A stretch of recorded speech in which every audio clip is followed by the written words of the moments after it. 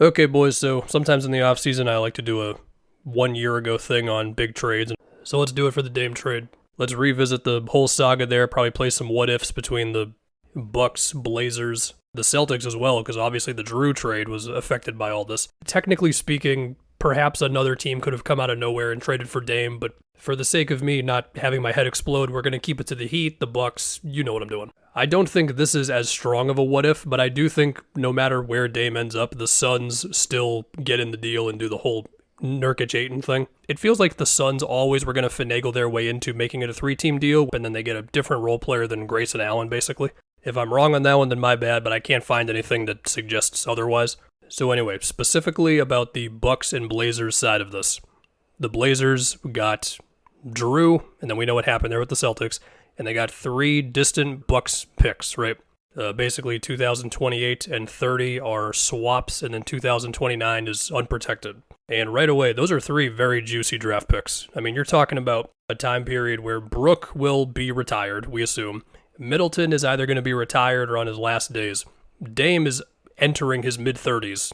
I mean, yeah, I'm confident that Giannis is still going to be playing at that time, but who the hell knows what's going to happen in that stretch of time between the teammates around him or whatever else. And so right then and there, that is difficult to compete with if you're another team who is looking to go for Dame. And there's a lot of murkiness on how aggressive Miami really was, and especially because the Blazers correctly predicted that they could then flip Jrue for more stuff. You know, they got Robert Williams, they got more picks from the Celtics.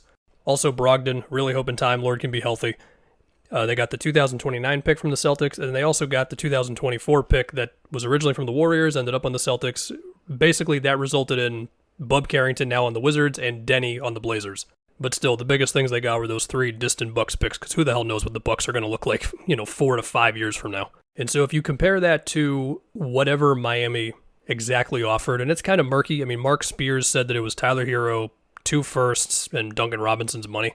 It's tough because I don't think you can find the exact details of the years on the picks and stuff like that. But the other thing that I remember around that time was, will they include Jaquez, who at that point we had not seen play, and now I think we all realize that Jaquez is legit and can be a real inside scorer and be like a physically imposing inside scorer. We'll see where the 3-ball gets in time and everything, but Jaquez is legit, right?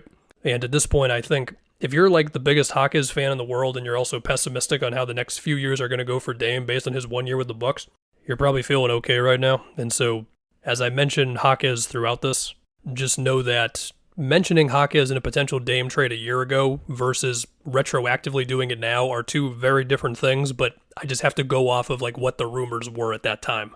There was also rumors about if Jovic would be in the deal as well, and does that compare to the Bucks being like, yeah, we don't know what the hell this is going to be at the end of the decade, but here's our draft picks because we really want Dame. I guess it just comes down to what the Bucks end up looking like. I mean, and again, around Giannis, it's a big unknown if we want to project that far forward. As far as Giannis himself, he's got a player option for $62 million in 2028. And we know Giannis loves Milwaukee, but we also know that he has put the pressure on them more than once to make a deal. But anyway, for the sake of what ifs, let's say it actually does happen on Miami's side, which the first question then becomes, what the hell happens with Tyler Hero? Because they're doing more Googling. It seems like the belief among people with sources was that the Blazers would look to find a 3rd team for Hero. And also, I mean, they got Scoot, they got Simons, they got Sharp. Now, granted, they did end up with Brogdon for 1 season, but I think that's quite different than if they took on Hero. And for the sake of not going overboard, I'm not going to try to find the details of who would be the other team to take on Hero, but I'll just say, let's assume it happens, and let's assume that the Blazers do not get as good of a return as they got for Jrue. So you've got Dame, Jimmy, Bam, Caleb Martin. It feels weird to say that given that he's in Philly, but this is a year ago. Haywood Highsmith, Josh Richardson played half the year for Miami this season.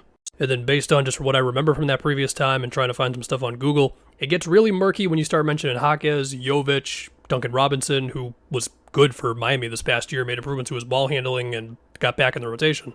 And so really what it becomes is, even with the Dame that the Bucks got, which was the not as good Dame, but still his presence as a shooter and a playmaker, pick and roll operator, it's still there, right? And he'd be running a bunch of 2-man game with Bam, that type of stuff.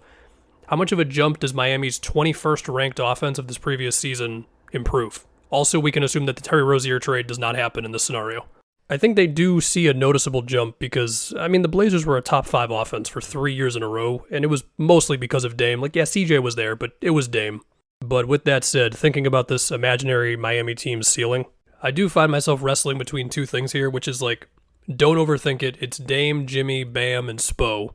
They would definitely go from 21st in offense to, I don't know, like top 10-ish. I'm just wrestling between the star power of Dame versus how many guys can they lose that helped them this previous season before it starts to become kind of rough, even if you do get Dame. I don't know the answer to that, partially because, as we all know, the Bucks got still Dame, but not peak Blazers Dame.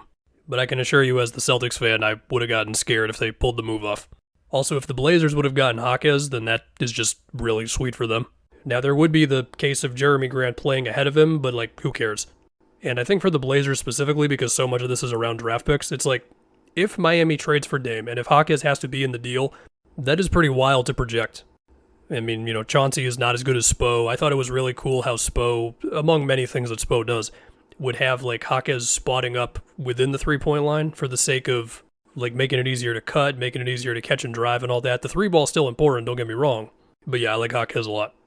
In this scenario, what do the Bucks do? Well, obviously, Jrue doesn't get traded for Dame. I don't think Jrue gets traded at all, because the Bucks made that deal being like, yeah, we know we're going to lose defense, but we think that our offense can go to an elite level.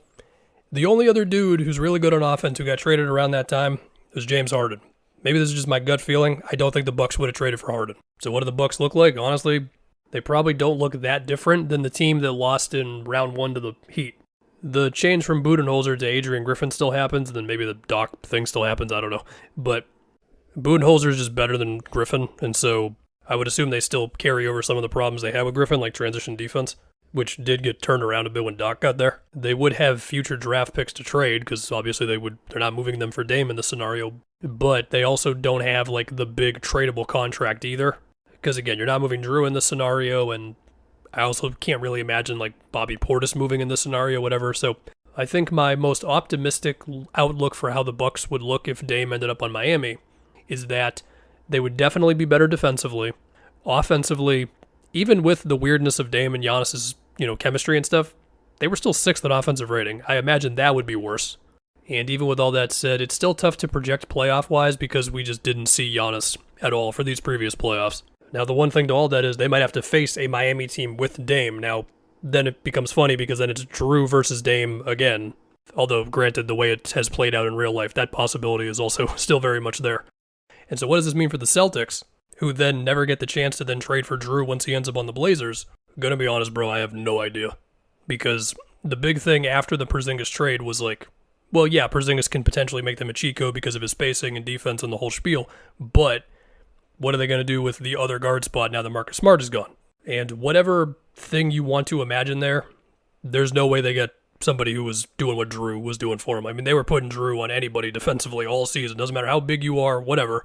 And then offensively, Jrue was great for him. Didn't have to take as many shots. Now, the Celtics would still have the package that they moved for Jrue, which is, Brogdon, couple of picks, Time Lord. So they'd have the assets to make a move. And, of course, they still would have been really good. I mean, you still have Derek White, Jalen, Tatum. So the perimeter defense would have still been good, and you probably could have made a move for a wing if you couldn't find, like, the other great perimeter defender guard. But I think it's still safe to say they do not find somebody as good as Jrue. So where does all this end up in the end? I don't know. And then once again, I think the Nurkic-Ayton swap still happens. I think Tamani Kamara still ends up on the Blazers because I know you were worried about that. And I think the last thing would be,